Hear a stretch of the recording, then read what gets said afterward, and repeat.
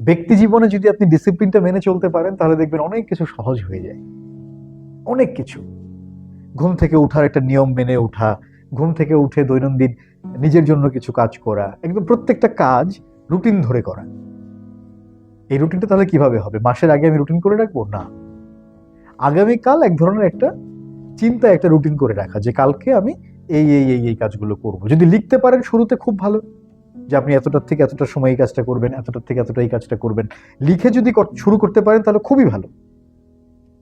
কারণ ধরেন আমরা কি করি ম্যাক্সিমাম সময়, যে যেমন আমি বলতেই পারি যে অনেকে আরিফ ভাইয়ের কাছে অমুক দিন যাব, না থাক অমুক দিন না যাই, 2 দিন পরে যাব। ঘটনা এরকম ঘটে না?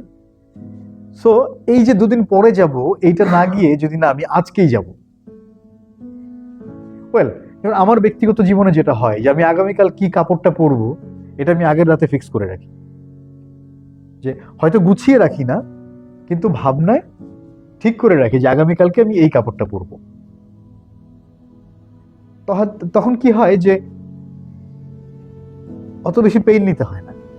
কিন্তু আপনার যদি ভাবনায় না থাকে, সকালে উঠে যখন কাপড় এটা পরবো, না থাক এটা পরবো, না থাক, এই করতে করতে দেখবেন 10 মিনিট চলে গেছে। কিন্তু আমার তো চিন্তাটা ফিক্স। আমি সকালবেলা বেরোয়ার আগে দেখা যায় ওই কাপড়, নির্দিষ্ট কাপড়টাই বের করি, বের করে ফ্রেশ ট্রেশ হয়ে বেরোয়ার আগে ওই কাপড়টা পরে আর বেরোয় যাই। আমাকে আর এত চিন্তা করতে হয় না।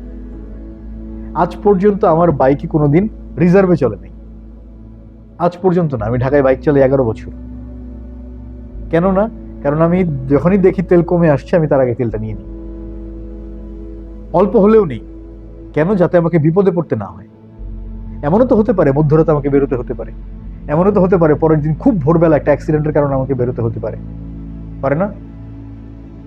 দ্যাটস ওয়াই এগুলো কেন বলছি, যে এগুলো হচ্ছে আপনার জীবনের প্রত্যেকটা কাজের সঙ্গে জড়িত।